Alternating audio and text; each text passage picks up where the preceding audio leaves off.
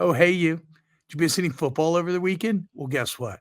We have a Snaps game recap made just for you. Enjoy.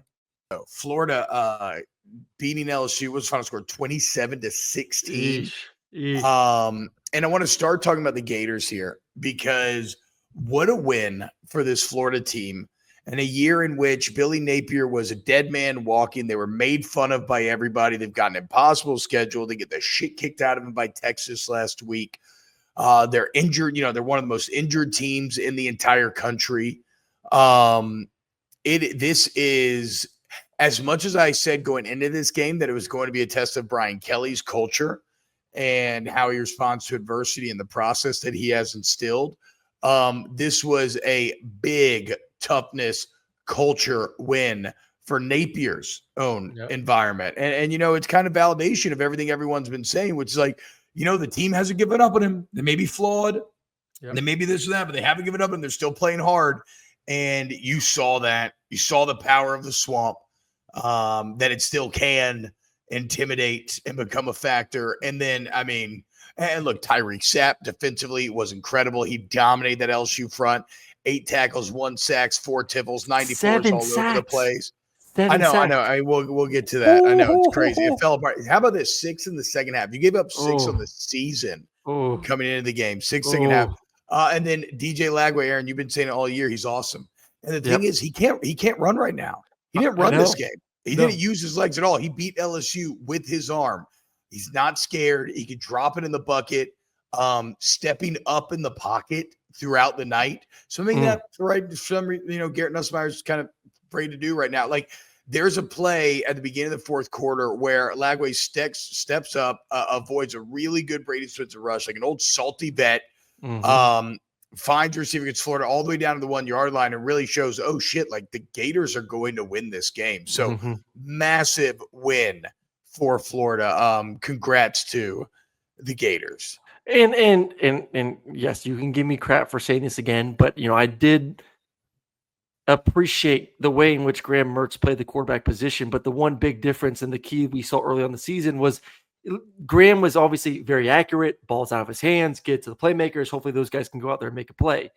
DJ's ability to be accurate down the field, create explosive plays, you saw it the very first time he got on the football field. It was over and over again. And that's why I kind of get to the point for Florida. Is like, you need explosive plays. You need these home run hits if you're going to want to win football games this season. And DJ's your guy for that. And he hit some home runs in this game. Like that play you alluded to, that's incredible. Feeling the pressure, stepping up, getting hit, throwing that divide route across the field on an absolute dime to the 2-yard line. That is for a true freshman to make that play in that football game injured is incredible. That is just the youth at the quarterback spot. This year has been a really bad year for quarterbacks. I just released my top quarterbacks in the SEC after week 12. And it goes a little something like this. Jackson Dart, Jalen Milroe, 1-2. So 2 guys that probably won't be here next year. But after that, it's Lenore Sellers, redshirt freshman. DJ Lagway, true freshman. Number 9, Marcel Reed. Number 8, Nico. So while it may not be a great year for quarterback play in the SEC, or at least not to what our expectations were heading into the season, the young quarterbacks in this league are going to be pretty damn special. DJ may be the best of all of them. I mean, unfreaking believable to do what he did in that game. And they're out their best receivers still as well, but Badger can make plays down the field. And then the defense, the improvement we've seen from Florida's defense since the bye week has been, besides obviously the Texas game, but I don't think they gave a shit about Texas because they were so banged up in that one. But they've been a different unit on that side of the football since I believe after the Mississippi State game. Yeah, and then on the LSU side of the equation, it's just it's a death spiral at this point. Aaron, have you seen some of the box score disparities here? Because I'm going to read you some numbers here, and I think it'll prove the point that this is a team right now in LSU that has completely had its confidence shattered. It is now finding ways to lose. Because I've never seen anything like this. So you get 25 first downs to Florida's 13. God. You hold Florida to 3 of 9 on third down. You outgained them 392 to 340, which actually, that's not that big. But this is actually batshit insane, Aaron. 92 plays to 43. LSU ran 92 plays to 43. They had the ball 42 minutes to Florida's 18, and they lost by 11. They didn't just lose. You see the time of possession? That's what I said. It was 42 to 18. 18. It's 92 plays to 43, 42 minutes to 18, and LSU loses by 11. And you say, well, how does that happen? Well, I kept a running tally of errors, right? First drive of the game, you don't get the fourth down. Second drive, you don't take advantage of face mask. You have a drop pick that ends up turning into a touchdown for the Gators later that drive. You had a bad snap, leads to missed field goals. You burned 2 timeouts early on in the second. You had a Kyron Lacey OPI that didn't happen, took a touchdown off. You had a Sage Dryan drop pick. You had Emory Jones fumbling the ball back to Florida, trying to gain a first down. The O-lineman, that was very funny.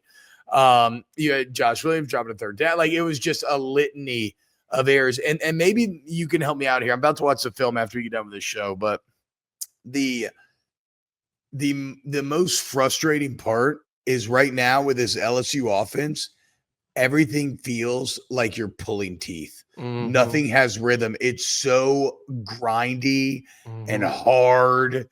And even in 3rd and 1, you don't feel like you have a chance of getting it. Dude, it's 5.5 yards per completion for Nuss. That is so uncharacteristic. Oh, bro, everything's but not the last couple games. Games, I know that, but just in general. Yeah, I agree. Yeah, no, everything's east-west. There's no chunks. There's no take the thread off. They can't. They're being manipulated into screens and swings, and it's not working, man. I was like Georgia's offense. The team's in a legitimate death spiral. Yep. And this was a huge test for the process, the confidence, the culture, and they failed it mightily. And, we always make a thing like the referendum on the coach's job. But, yeah, undeniably now, though, Brian Kelly could have saved year 3 if he had won the bowl game, gone 10-3, right? Mm-hmm. You can at least squeak by on most people's cards with a C, passing grade, whatever. With this loss, LSU BK year 3 is now a unquestionable failure. Not the whole era and not going forward, but year 3 itself is a complete failure. It is a complete failure. I mean, you get absolutely blown to crap versus Alabama. I mean, embarrassed in your stadium. Well, you go back 2 weeks ago. A&M embarrassed in the second half against a backup quarterback. Guy came in there and just dealt it to you. Then you go to bye week, you go against Alabama, and it's just one of the worst losses I've seen. For that quality football team, which we should believe they should be that quality. Year 3 of Brian Kelly to lose in that stadium at night, toughest place to play in America, and you lose 42-13. Then you go on the road to Florida against a freshman quarterback and a coach that 2 weeks ago many people thought he was going to get fired, and you lose by double digits. Yeah. So, it is a complete failure this year for LSU. There is no doubt about it. Yeah. And so, LSU fans are Aaron, I think I'm going to die if I have to do another whiskey and wine after a 4th loss in a row. Ooh. If Vandy wins at Tiger Stadium, there's no way Vandy wins. Maybe that'll be the bit. I'll just straight up go full Chris Farley and have a heart attack on air. Tigers. Tigers. I know. You're going to lose your quarterback to Michigan. You can't pay him. You're going to be 8-4. Yeah. It was fun, though? Oh. Beating Ole Miss was fun. Better times. Again, the most disappointing thing about this team is that was an offense that was a legitimate top 5 offense in the country. And now they just suck.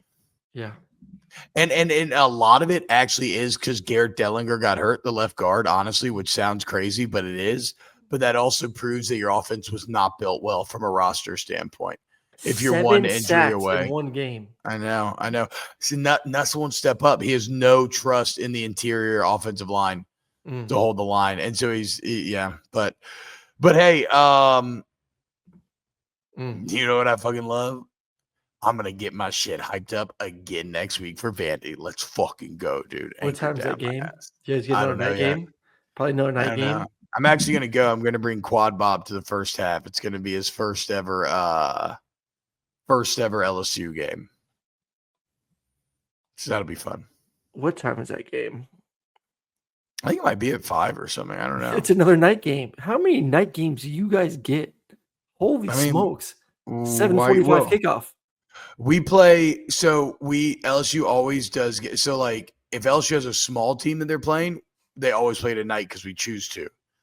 And then a lot of times LSU will either be in a big game that gets the prime night window or a kind of mid-level game that gets that late night window. I don't want to get too ahead of our skis because we'll break this game down on Tuesday. But based on what you saw versus LSU, is Florida capable at home to beat Ole Miss next weekend? I would still say no. Not with the form that, I mean, you're talking about LSU's in god awful form, and Ole Miss is looking like maybe the best in the country in terms of like how they're playing right now. I agree. So no, I don't think so. But who knows, dude? DJ Lagway, fucking baller, maybe proves He strong, is. even though it's going to be a little different against that Ole Miss front seven. Yeah, but maybe he's healthier and can run the football next week. Maybe so. Well, I'd say that was pretty fun. Maybe had a laugh or two, potentially even learned a thing along the way. If you did enjoy it, please consider hitting the like button, subscribing, and we'll see you next time for more snaps.